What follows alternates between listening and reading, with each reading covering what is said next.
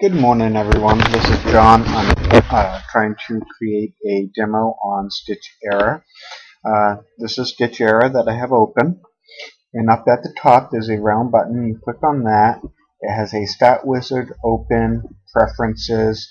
It has other stuff if you actually had the full service and upgraded. And recent documents. These are recent things that I've worked uh, on Stitch Era, which is really cool. It has all of the past designs and stuff that I had worked on. Anyways, I don't usually open up my Stitch Era that way. It has a create new open. It also has version updates, embroidery ABC, the authorized dealer who I got the program from, and it has the upgrade button to upgrade. The regular Stitch Era only does 40,000 stitches, and you have to be hooked up to the internet. The upgraded does unlimited. You don't need to be hooked up to the internet, and it has a lot more features. And it tells who it's licensed to, my name and email address. And it has basic learning resources, uses manual, videos, lettering, stitch editing, and down here it has embroidery software and services, and then down at the bottom it has additional training assistant troubleshooting, which is YouTube, Yahoo, and embroidery ABC. To get started, I will click on create new blank design, and what that does is it opens up this sidebar. This sidebar has designs, which are bought designs that you've purchased, and if you do all formats, it brings up all your files of your designs, and you just need to click on the file and you can actually see what's inside of the file. And to open it, all you have to do is grab it and open, and click OK, and it will open it up over here, and you can do the realistic view by hitting this red button, and that will give you a realistic view. If you click on it and remove the box, you can actually stitch it out, and it will show you what it's how it stitches out.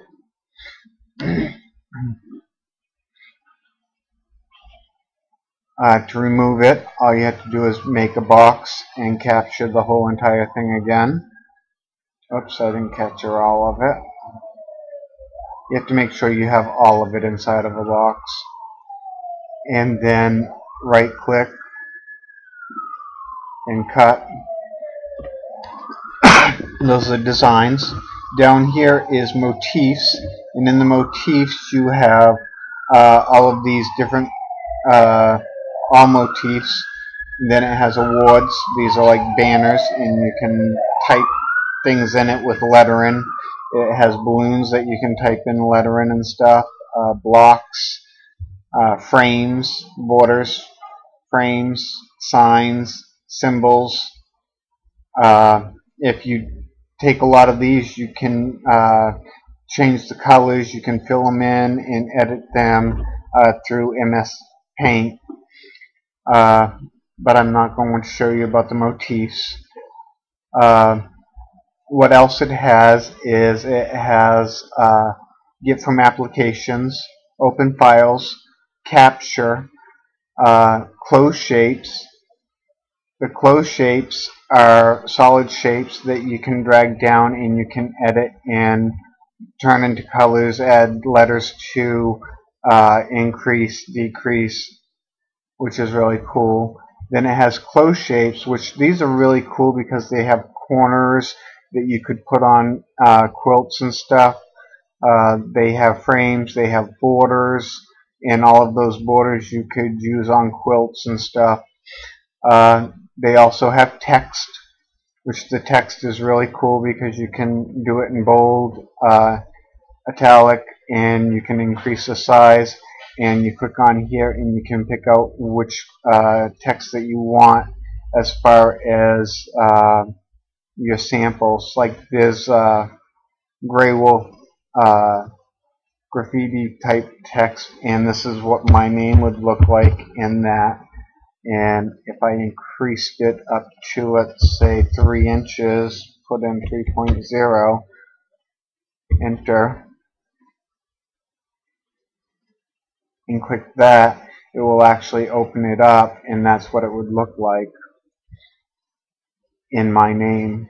Cut that.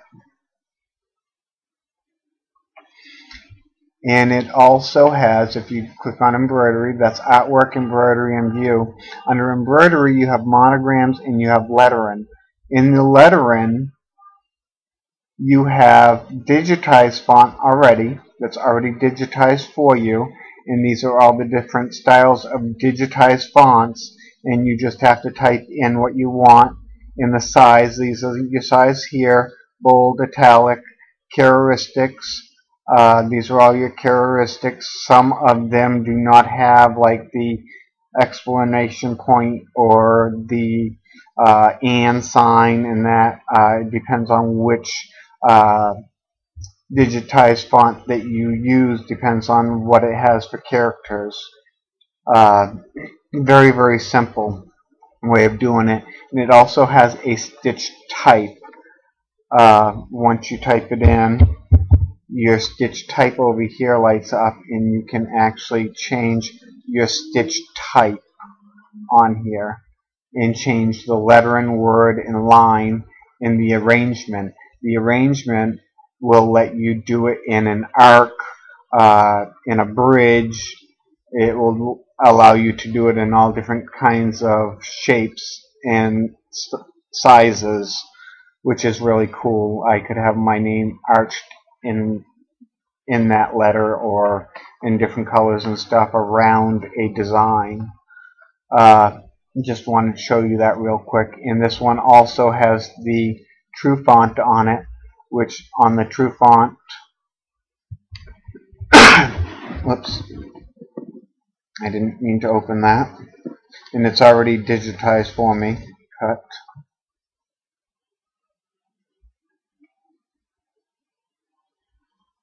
On the true font, it also has all of the different styles, like this is ones that have light bulbs on it, which I've done before. I'm going to increase that up to, let's say, 4 inches, and put in JOHN, enter.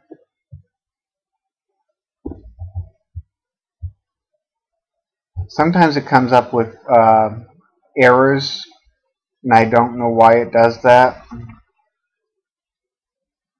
And that's why it did that. Probably because my size was too big. So I'm going to have to reprocess this.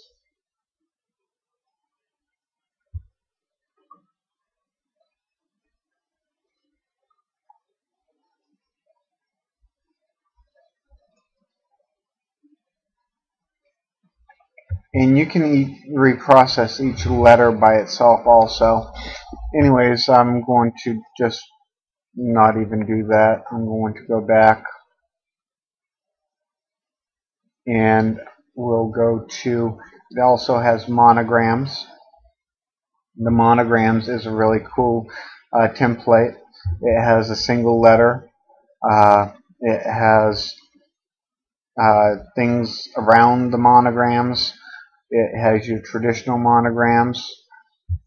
Let's just say like this monogram here, I just put in my thing and pick out my colors,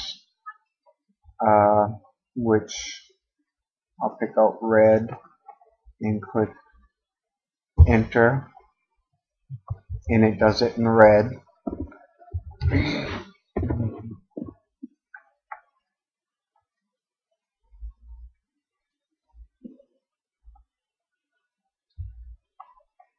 And that's the monogram.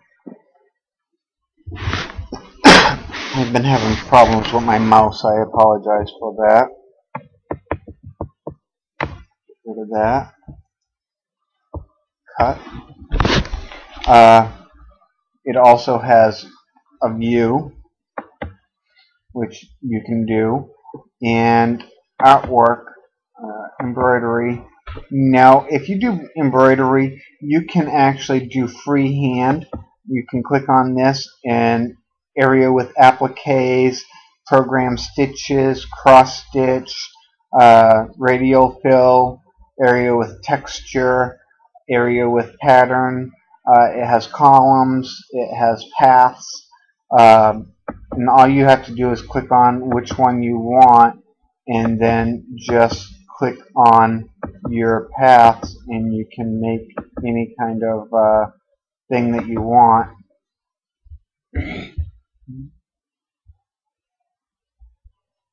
And click on the rounded one.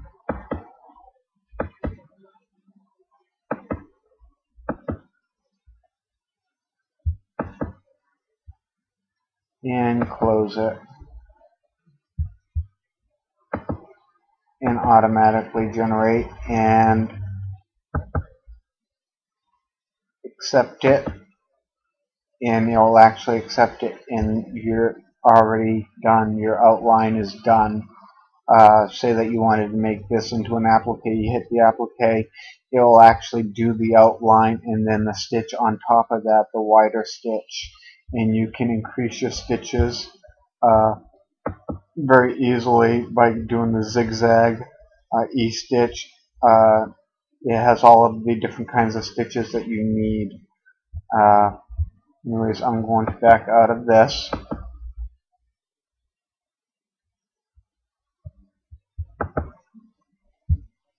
Cut that. And go back. It has create stitches, and basically those are all of the things that it has. This is it for this video. I'm going to make another video on how to clean up artwork through Stitch Error and MS Paint. Hopefully you've enjoyed this one, and I will have the next one open very shortly. Thank you for taking the time to watch this, and I hope that you enjoyed it and learned a little bit about Stitch Error. Like I said, I am planning on doing another one.